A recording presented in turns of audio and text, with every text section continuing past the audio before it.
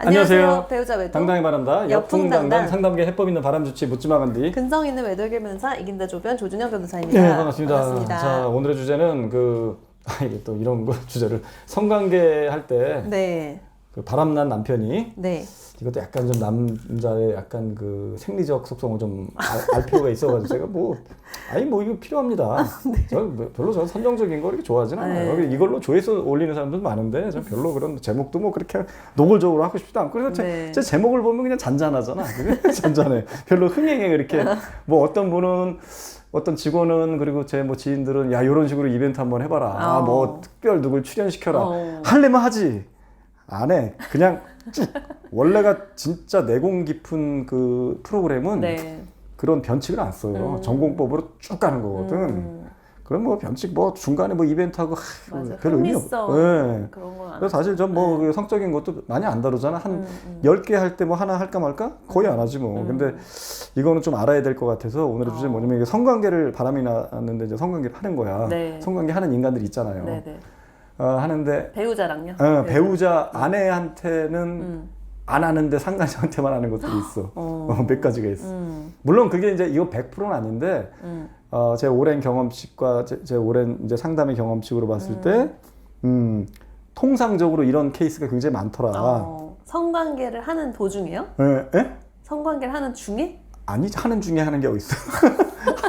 아니 하기 전후 그러니까 성관계를 할 때 성관계를 하는 행태가 아내랑 하는 거랑 상간녀랑 하는 거랑 좀 다른 게 있다니까. 그러니까 전후 똑같지가 않아요. 똑같다고 생각하면 안 돼. 약간 선택적인 거지. 그러니까 원래 그 바람이 나면 우울증도 선택적 우울증이야. 진짜 우울증은 바람을 안 펴요. 왜냐면 진짜 우울증이면은 세상에 다 싫어야 되는 거거든. 아니 무기력하고. 우울증이면은 진짜 밥 먹는 것도 싫고 진짜 잠자는 것도 싫고 밥 먹는 것도 싫고 친구도 싫고 인생 자체가 무의미하기 때문에 여자가 아무리 미인이 앞에서 알짱알짱거려도 알몸으로 왔다 갔다 해도 성욕이 일지 않아야 되는 거거든. 진짜 우울증은 그게 무슨 의미가 있어. 우울증 걸렸는데 근데 왜 그 상간녀랑은 열심히 그렇게 데이트하고 그렇게 막 성관계하고 다니면서 왜 우울증에 걸렸대? 집에만 오면 우울해지고. 선택적 우울증이. 그쵸. 집에 있으니까 우울한 거야. 이 중독자가 중독된 어떤 도박이나 마약이나 알코올 중독자가 그걸 못하게 되니까 우울한 거거든. 그거 할 때는 고양돼가지고 쾌락이 막 나오고 그게 선택적 우울증이지. 뭐 발기부전도 마찬가지. 선택적 발기부전. 집에서만 안 되는 거지. 바깥에 다 합니다. 그러니까 아는 분들이 이 인간이 갱년기가 왔구나. 드디어 너도 별 수 없다.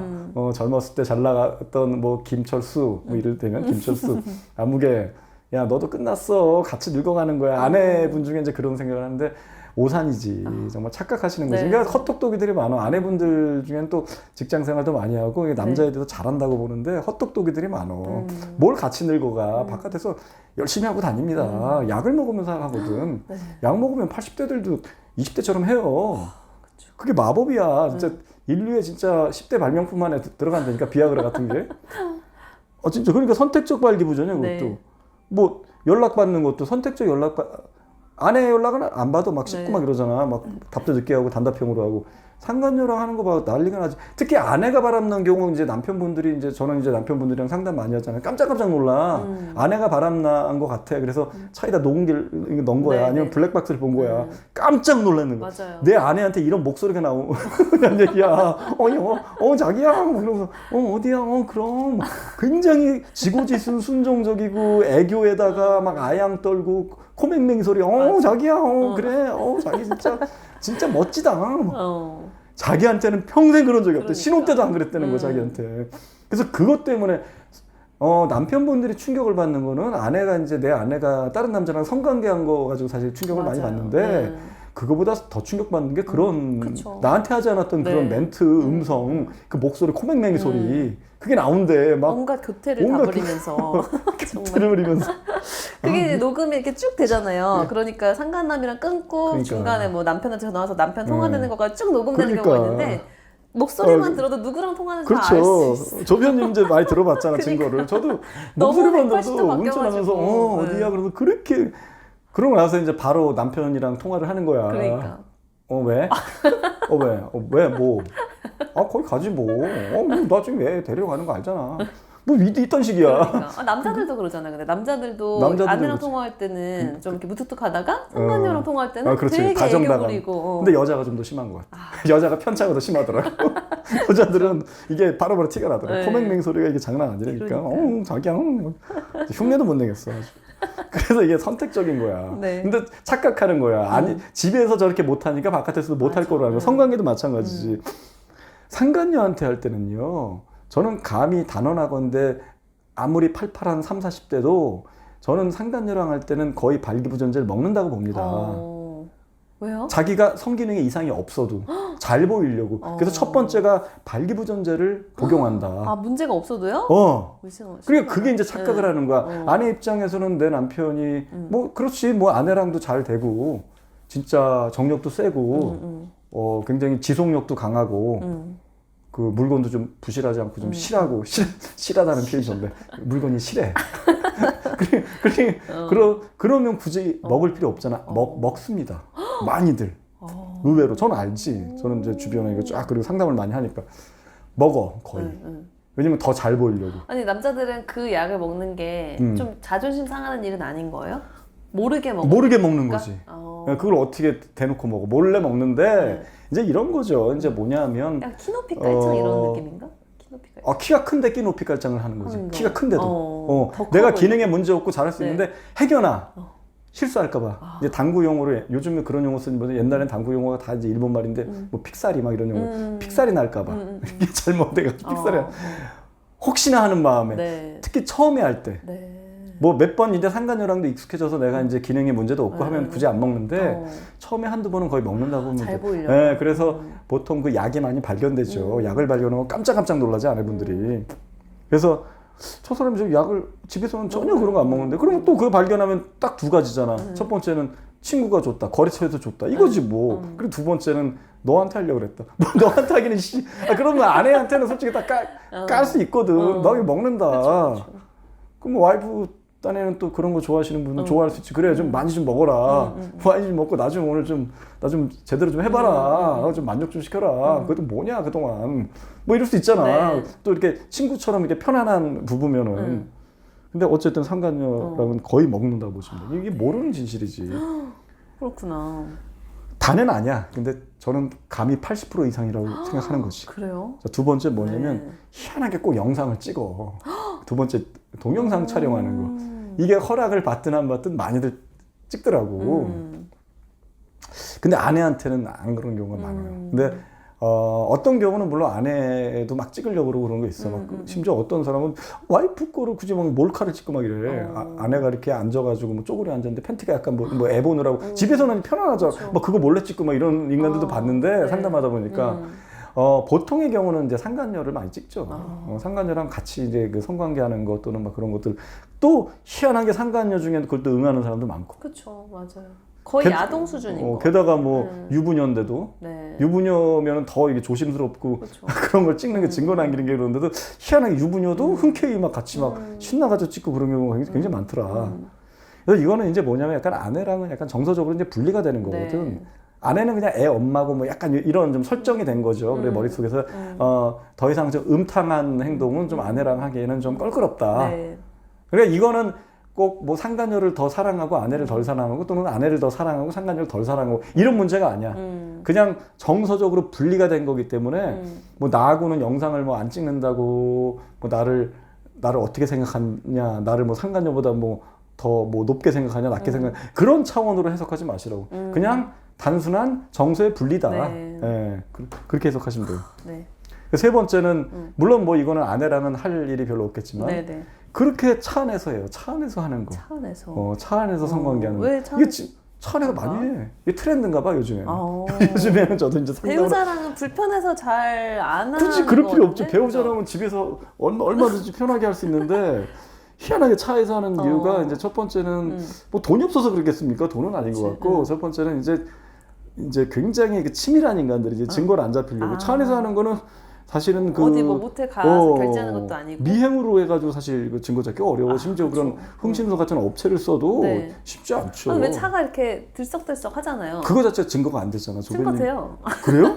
멀리서 둘이 들어간 게 있고 들썩들썩거리는 그 것만 가지고? 시간대를 이렇게 쭉 찍어가지고 차량 주차된 거랑 들썩들썩 하는 거랑 그다음에 이렇게 나와야 되잖아요. 나올 때 옷을 이렇게 좀 훔치잖아요. 이렇게 옷을 깃을 바지에 넣는다던가. 안 훔치고 나오면 들썩만 나온 거야. 근데 어쨌든 나오긴 해야 되잖아. 뒷좌석에 있다가 앞으로 건너가는 경우는 없고 그 뒷문을 열고 나와서 운전석으로 가니까. 이제 뒷자리에서 하는 경우도 있지만 마음 편하게 앞자리에서 하는 경우도 또 많이 있거든. 앞자리에서? 그래서 각자 이렇게 내리는 거지. 또 안 내리고 바로 출발할 수 있잖아요. 그러니까 제가 말하는 거는 둘이 탄 것까지는 확인이 된 거야. 그 전에 찍었는데 들썩거리는 것까지만 찍은 거야. 들썩거리는 걸로 송송한 적 있는 것 같아요. 딱 그것만 그래요? 가지고. 근데 승소한 근데 다른 카톡도 있긴 했죠. 딴 게 있어야 될 것 같아요. 카톡 같은 걸로 이제 애정 표현 좀 있고 그러니까. 성관계 명확한 증거 없었는데 들썩거리는 거 있었고 무슨 대학교 무슨 으슥한 주차장에 옛날에 90년대 제 좀 젊었을 때는 그렇게 카섹스를 엄청 했던 것 같아. 그때는 어디 그냥 후미진 곳에 그냥 이렇게 와서 제가 사실 그러면 안 되는데 이제 너무 이제 급하니까 소변을 좀 보려고 후미진 곳에 이렇게 차 사이사이에 이렇게 들어가서 하면은 진짜 양쪽의 차에서 다 카섹스 하는 경우도 있어. 이들이 후닥닥 막 뭐 이러는 경우 보여. 나는 그냥 소변만 볼 뿐인데 뭐야 양쪽에 뭐 여기도 그러고. 그 시절에는 굉장히 많이 했던 것 같아. 그리고 그 성지가 있어. 저기 뭐 서울대공원 어디 서울대공원에 한강 주차장 뭐 이런 한강 주차장보다는 서울대공원가 뭐 남산 어디 뭐 몇 군데가 있어. 그래서 그때는 그게 이제 PC통신이라고 PC통신에서도 막 공유하고 옛날엔 그렇게 많이 했는데 그때 모텔이 별로 없어서 그런가? 아니 모텔이 옛날에 많았죠. 많았어요? 옛날에 인구가 많아. 90년대는 젊은이들의 인구가 엄청 많았다고. 가장 인구가 많은 그 저기가 몇 년생이냐면 우리나라 전체로 봤을 때 가장 인구가 많은 세대가 1971년생이야. 인구 제일 많대. 그 앞뒤로 가장 많은 인구가 제 2차 베이비 붐이거든. 68, 67, 69, 70, 71, 72, 73까지 엄청 인구가 많아요. 그 인구가 많은 걔네들이 90년대 다 젊은 애들이잖아. 그러니까 뭐 그때 술 장사 저기 홍대가 그때 변두리였지만 홍대 신촌 특히 신촌이 한참 잘 나갈 때 뭐 저기 방배 카페 골목 뭐 이런 데서 엄청 떼돈을 벌었다고 술 장사들이. 그래서 그때 건물 다 산 거야 그 사람들이. 우리 부모 세대들이지.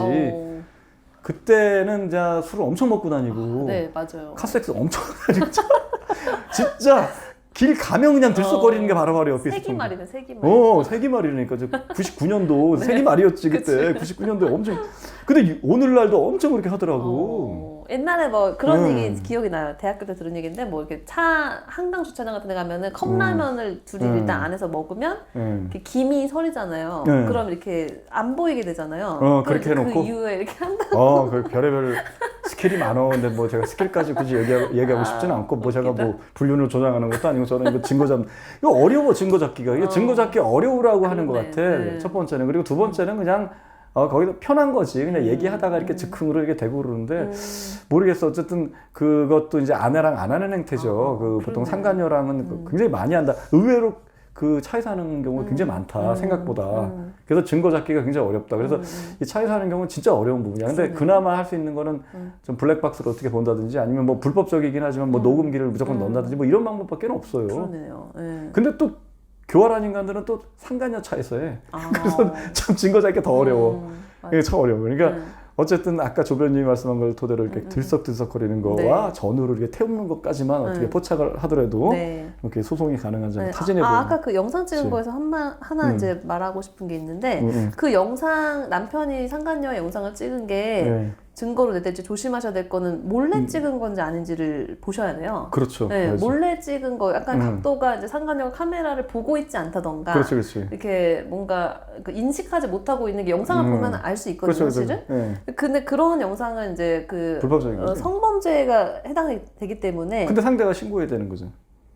근데 이제 신고를 할 수 있는 가능성이 사이가 또 이렇게 서로 또 이렇게 개싸움 멀어지고 또 자기를 보호하기 위한 수단으로 상간녀 소송 취해 안 하면 내가 성범죄를 고소하겠다라고 하면 그 영상을 몰래 영상 촬영한 행위는 굉장히 큰 성범죄이기 때문에 한 방에 이제 전세를 역전당하는 결과가 될 수 있어서 그거는 증거를 낼 때 좀 조심하셔야 되는데 근데 거꾸로 말해서 이제 상간녀가 그 영상 찍는 거를 알고 있었던 게 영상에 명확하게 드러나면 그만 찍어 막 이런 거잖아. 근데 그거는 그렇기만 하다면 그 나머지 뭐 그 영상을 상간녀 동의 없이 법원에 제출한다거나 하는 거는 범죄가 되진 않아요. 그러니까 증거를 제출하는 거. 그러니까 그렇죠. 그 촬영할 때 불법성이 있었는지를 잘 보셔야 될 것 같아요. 그렇죠. 알겠습니다. 예. 그렇게 하시고 저희 그 여풍당당 바람치유센터 그 카페에서 많은 활동 부탁드릴게요. 다음 시간에 또 봬요. 안녕.